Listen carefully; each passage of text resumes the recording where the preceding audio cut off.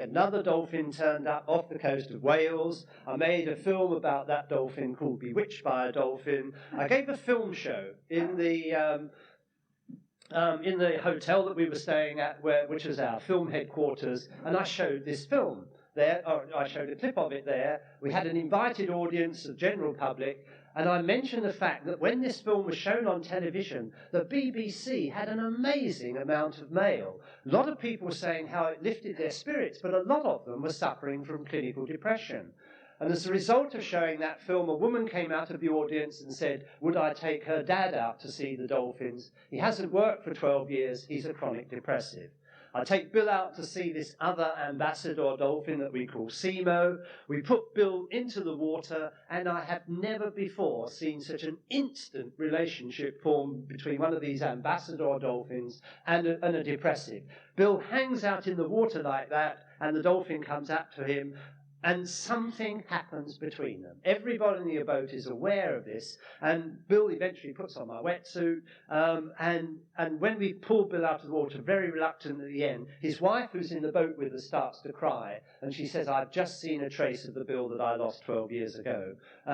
And so, as a result of that, I set up a research project called Operation Sunflower. I won't go into why we called it Operation Sunflower, to investigate the possibility that dolphins may be able to help people suffering from clinical depression.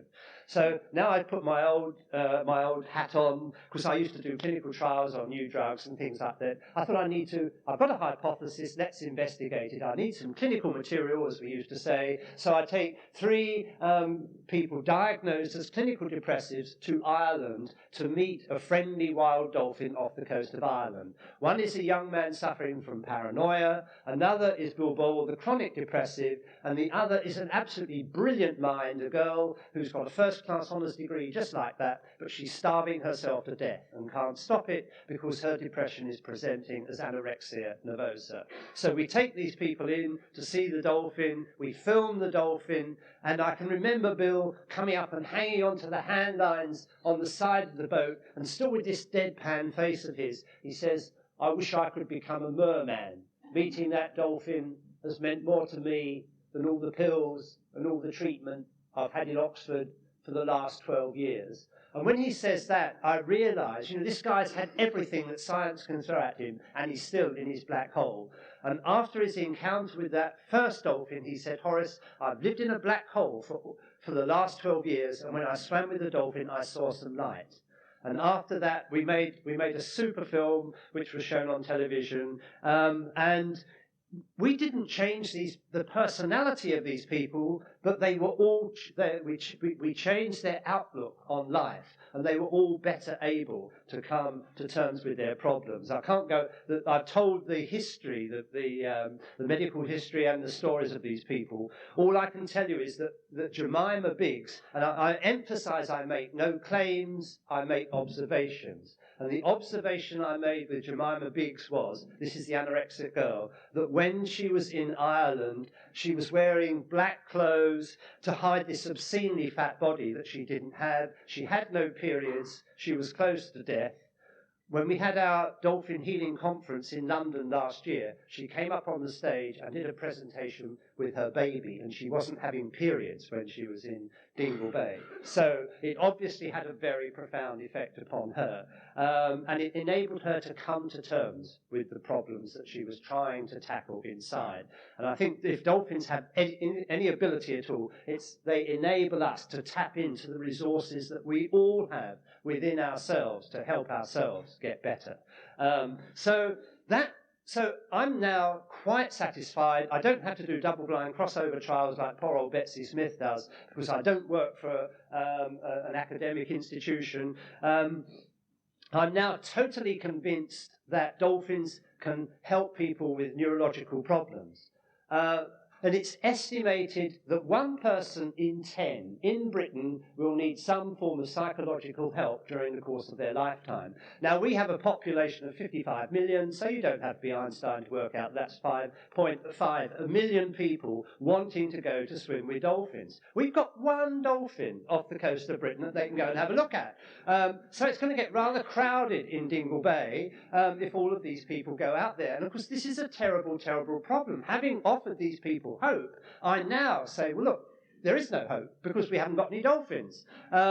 So fortunately then that was 1986, 1988 comes along. I'm interested in the Australian Aborigines and how they are tuned into nature. Can they capture the essence of dolphins? Because nothing pharmacological or chemical is taking place here. We need to capture the essence of dolphins. Kamala invites me to the first Whale and Dolphin Conference here. I meet Tarannath Andre and Glenda Lum, who've made a tape called Dolphin Dreamtime, in which they take you on an imaginary journey into the dolphins' world. The conference is over. I go down to Melbourne, go to Cookie Harkin's place down there. In the evening, it's dark. Her pool is empty. I've got the Dolphin Dreamtime, put it on, go into the pool. I'm feeling very stressed because I've been doing bits of television and stuff like that. And as I go listening to this in the water, all my problems go away because I'm a dolphin.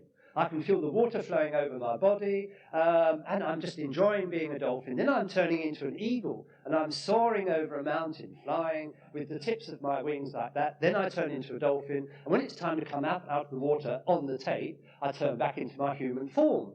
So when I come out of the water, I think, Dobbsy, you can't say anything to anybody about this, because they will all think you flipped your lid at last. But when I get back to England, I'm asked to do a workshop at the College of Psychic Studies in London. I said, I'm sorry, I don't do workshops. I don't believe anybody should work, because if you don't enjoy what you're doing, you should blooming well do something else.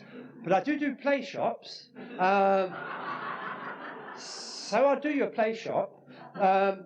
So I did a play shop at the College of Psychic Studies in London. Had, great big audience, all packed in there. I had Bill Bowl there, the chronic depressive. I had Jemima there. They talked about their experiences, and I said, what I'd like you to do is to listen to this Dreamtime, Dolphin Dreamtime. So I put this on at the end of my presentation, and everybody in the audience, apart from those who go to sleep, and Bill was snoring in the front row, those who have out-of-body experiences. So I thought, I've done it. I've got a dolphin pill here. It's not a chemical pill. It's a sound pill. We've captured the essence of dolphins. This is using Glenda Lum and Tarannath Andre, and through Australia, we found a way of helping people who otherwise, wouldn't be helped. So I don't do a proper clinical trial on this, but we make it available through International Dolphin Watch. The Medical Research Council get to hear about it. They contact me. They analyse the data that I've been gathering in, because when we give it out, we give it to some people who can't afford to buy it, because now I'm working with clinical depressives on a fairly large scale, and we sell it to others, and they say, you're onto something here, quite big, Horace, but it's very right, at the leading edge. So it's now been going now for the last 10 years, and we've had a recent analysis done at the Department of Psychology or Psychiatry at Swansea University, and they said that over 70% of people who've listened to it have benefited in some way or other. Now that means that 30% haven't, but it does mean that 70% have. So at the same time, I'm working on other ways of actually giving people the dolphin experience without actually going underwater, without going into the water with dolphins. But just before I take you on that journey, I think we'll have a look at the next film if we can, because the beginning of this film, which is a film I made fairly recently with the BBC, we've got the music of the Dolphin Dreamtime playing over the first sequences of the film. So if we can kill the lights and put the next film on, please, William.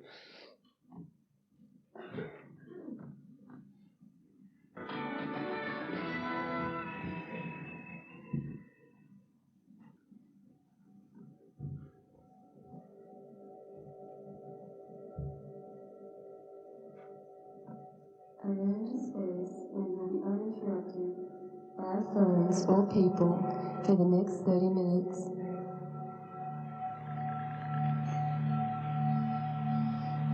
Lie or sit in a comfortable position. Make any last-minute adjustments.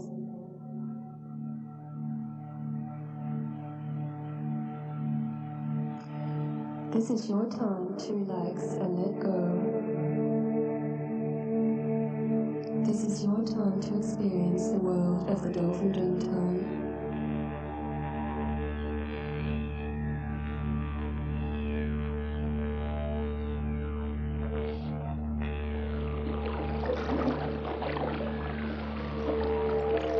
I got in the water with him, and when I came out, I said to my mother, I mean, it's a strange thing to say, but I said I didn't have to tell him I was ill. I just got this feeling that he knew somehow. And I found that a lot of the pain had gone, for a while anyway. And I also felt extremely happy.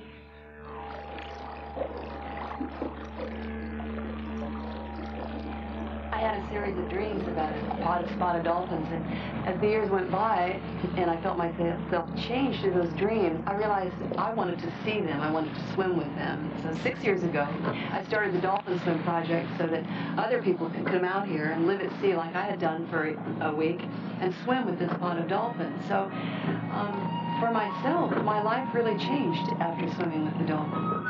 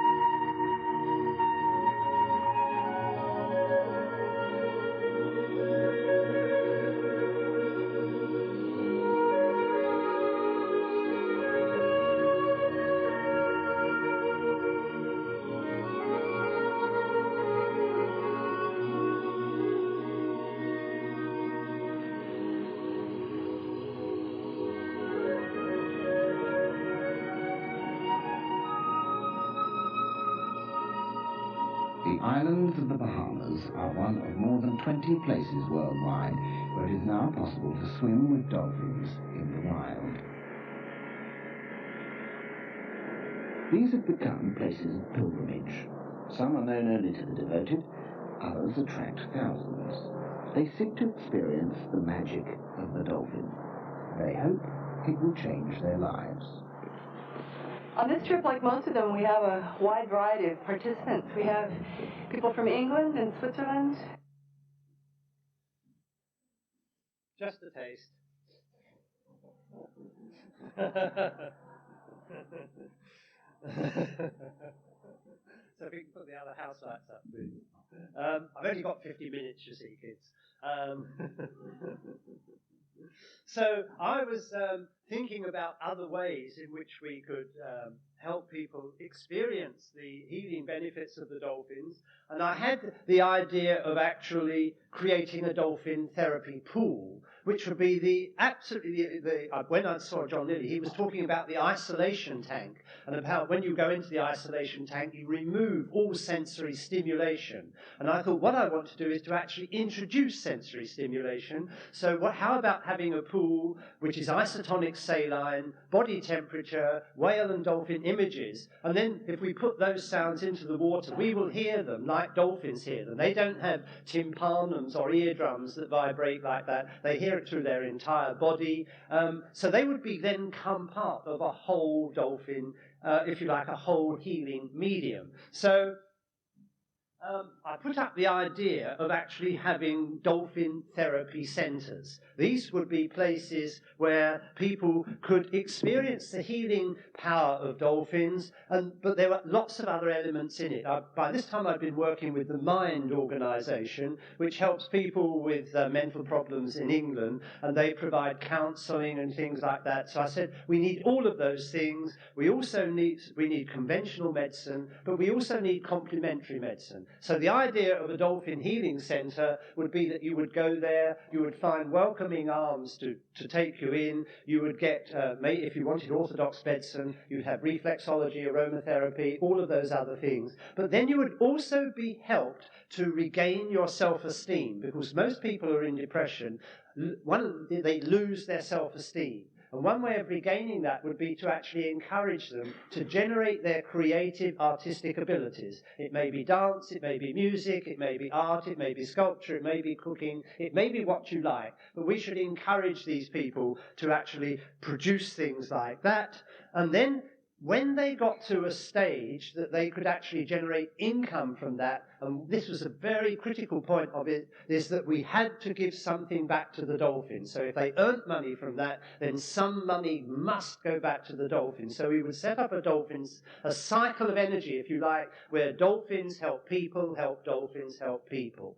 And so that was sort of the concept behind it. No live dolphins there. And I put it down in this paper, which we published with International Dolphin Watch. And I work on the, thank you, on what I call the snowman principle. And that is, if you've got when I was in industry, if you had a great idea, that was your property, it was the company property, you kept it, you didn't tell anybody about it. But I think that's the old paradigm. If you've got an idea, you've got to let it go out to the universe. And if you like, your idea is your snowman. And so what you do is, instead of keeping it to self, you throw it up into the universe like that, and those are your thought seeds going up there and floating around. Snowflakes form on those thought seeds, and then they all come floating down, and there is a snowman. And it's usually a completely different snowman to the one that you started with, but it's a better snowman. So I thought, I put this idea, I've got an idea for doing one of these in Scunthorpe in 10 years' time. Now, I hope there's nobody here from Scunthorpe, but it's a dump. It's an industrial town.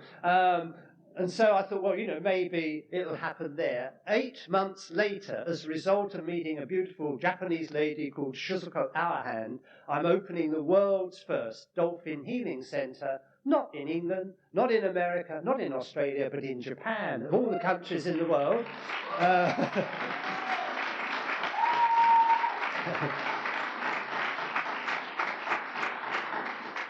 And it's in the grounds of an 800-year-old Buddhist temple. And what we were trying to do was to tap into this old, knowledge that the Japanese had, tap into their spiritual background. Because before the Americans went there in the 1850s and introduced them to eating meat, the Japanese ate fish, but they were vegetarians. But then the Americans went there and said, why aren't you eating buffalo? We're killing hundreds, thousands of whales. Why aren't you eating that? So they changed their perceptions, if you were. And of course, they took on board lots of things. But before that, if a whale was washed ashore, the priest would go down, they'd have a ceremony, they'd restore the whale spirit back into the sea. So what we're trying to do there is to tap back in to this historical background that the Japanese have. And that's now become the world centre, if you like, for one of the world centres for dolphin healing. But there are no dolphins there, nothing in captivity, but there's dolphin imagery there. There is music, there's art. And what we ask people to do now is to send, if you produce a beautiful piece of art that you think encapsulate the magical spirit of the dolphin, then send it to the place in Japan. That's what we'd like you to do, so that every time something like that comes along, it reinforces the whole spirit of the place and the people who are there. So,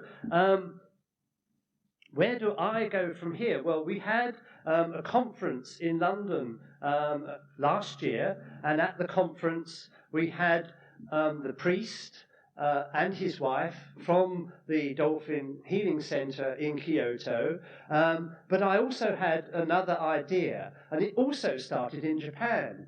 I went to Japan at the invitation of Dr. Nakagawa, and the world's biggest exhibition of dolphin art was held in Tokyo.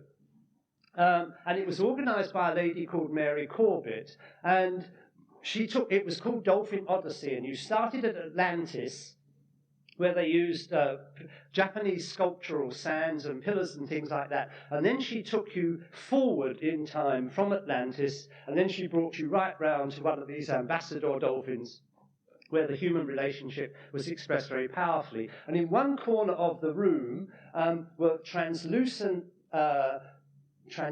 blue sheets hanging from the floor to the ceiling, and behind that were lights, disco lights, that played waves around these things. And then in the middle of the room was a pool, again with beautiful sculpted sand, like the Japanese do, and projected into that pool were dolphin images. And when people went into the curtains and in there, they were surrounded by this beautiful blue light, and then dolphins were playing in the pool in the middle of the room. And I went in there, and there was just one lady in there, lovely girl with red hair right the way down to her shoulders, and she was crying.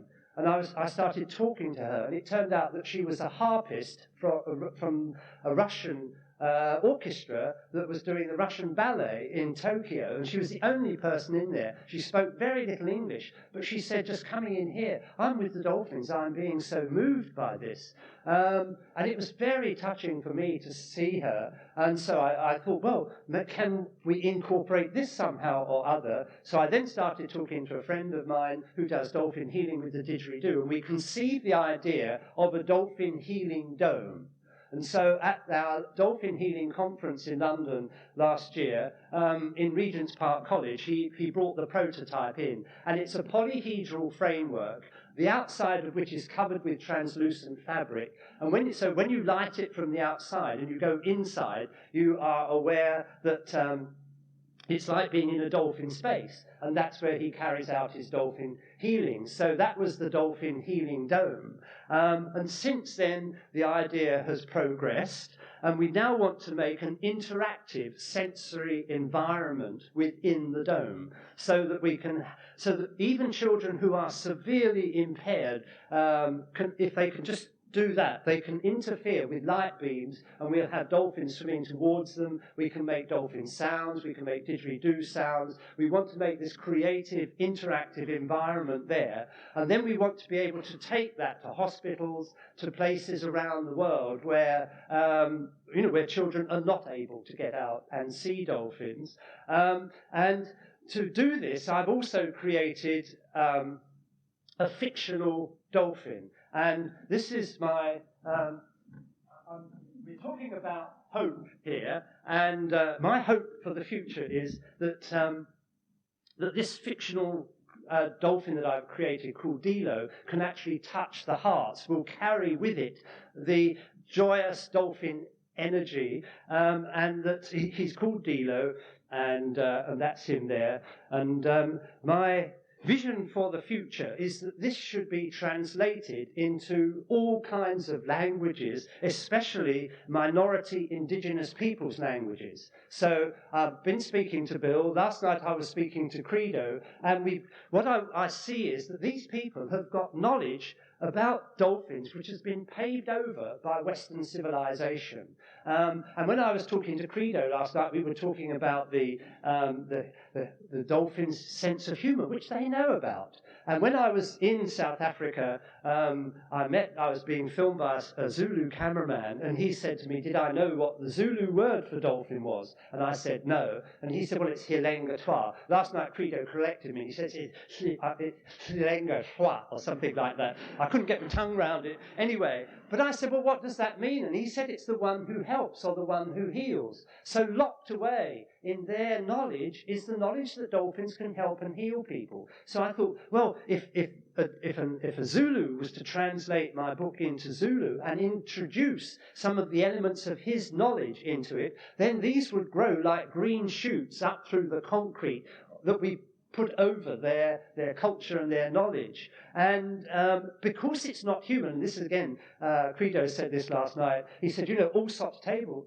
tales are still going around because they're about humans. They're not about humans. So if I'm a Catholic and somebody else is a Jew, if I'm black, somebody else is white, all kinds of barriers come up. But if we're talking about dolphins, no barriers come up between any people whatsoever. So what we want to do is, as I say, is to get this book now done in all these kind of ethnic minority languages and illustrated by artists from those cultures so that they can actually build up the whole concept of dolphins, and it will be going into the young people. And it all started really with it being translated into Japanese, because this is the Japanese edition of that book, and you can see it starts at the back and goes to the front. The pictures are completely different. They read it from left to right or right to left. The characters, the words go up and down the page. And when Shizuko read this to her husband in Japanese, she cried. She said, "Horace, this is such a beautiful translation of the book. The images are so beautiful. What you've now got is a Japanese dolphin here as well." So that's one of the things that inspired me to do it. So my sort of hope and vision for the future is that I've now got a lady in Italy who's translating it into Italian, but she's also doing the illustrations for it. And she's just come back from Romania, and she's been painting Dilo in the hospitals. She's been going to hospitals where the children there are born with AIDS, they die with AIDS, the staff don't even know where their next meal is coming from, and she said these children are the most beautiful children in the world. And one of the pictures I've got in this little report here shows this 16-year-old girl. I mean, she looks like she's 10, but she's 16, painting Dilo on the walls, and she said these children just love dolphin images, they love Dilo. She says it touches them inside. So she says, when you create your dolphin healing dome, Horace, we want to take it to Romania so that we can take it to these children and they can go in there and they can bathe in the joy of having the dolphins all around them. And we've got a very special lady here called Annabelle, who's been working with the children and the people from Bosnia, haven't you? And I also had this lovely vision. I know that you've got this place in France, which you're finding great difficulty in kind of financially supporting and everything like that, but you're taking the Muslims who've been almost exterminated in these places, these ladies who are desperate in need of help, to your places. I'm sorry, I'm not explaining it too well, but anyway, this is a very important lady. Very important lady sitting in the audience here. So I'd love to take, when we've got this thing going, take it to the places like this so that we can lift the spirits of these people there. So this is about hope, you see. And I was doing a presentation the other day in St. James's Church in Piccadilly in London. Now, St. James's Church was designed by Sir Christopher Wren, who designed St. Paul's Cathedral. And I'm invited to go and do a show in this brilliant great church in London. So I take the old didgeridoo along and play that. And and I'm doing my show there because I don't know who the audience is. I mean, it's full of prostitutes and ladies and duchesses and dukes and people like that. I mean, I don't know who they are, but I guess they do. But then I was talking about this. I had Bill Bowl there and some other people who are sort of kind of helping me with this. So, a lady came up to me and she said, would I read out her poem? So I said, sorry, I won't read your poem out, but you'll read it out. So she came up on the stage and she read out the poem. And I'd just like to read it to you because it's accompanied by a picture. And it's called Shannon's Dream. When I was born, I was normal like you. Then fate dealt a terrible hand. A mysterious illness entered my brain. Now I can't talk, I can't walk, I can't stand. 'Tis said that dolphins have magical powers and have helped other children like me. I want to go to the home of the dolphins. I want my mind and my body set free. There are many tales spanning hundreds of years of the wonderful things dolphins do. Please help me go to the home of the dolphins. I want to be normal like you. Now, I was immensely moved by that, and I think that's an appropriate place to kind of finish my show here. I started with Donald, I finished with Donald, because, you know, if you're going to get involved on this dolphin trail, it's going to be fun, no matter what you are. So let's go back to Cornwall. Donald, I'm down there with my son, and Donald's playing around our inflatable boat. Now, we've noticed that there's, I put my wetsuit on, get chilly, come out, but there's a lady swimming out there who's taking no notice of the cold whatsoever. She's got a red bathing hat on, a black bathing costume on, and you all know, and then when she comes out, she nonchalantly rubs herself down and strolls off. I mean, you all know the kind of person I'm talking about. In former years, she would have been one of the founders of the British Empire.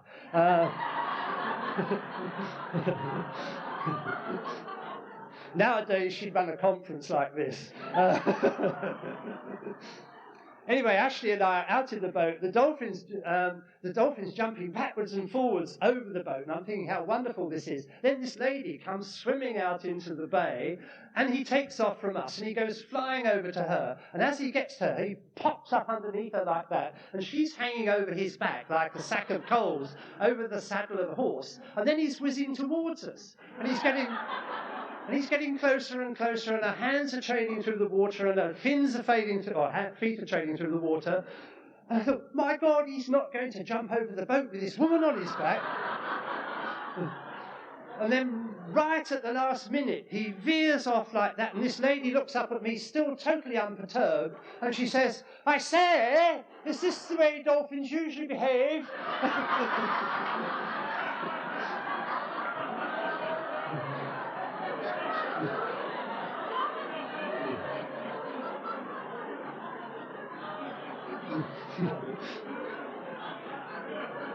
Well, follow the dolphins, follow your dreams, everybody. That's it.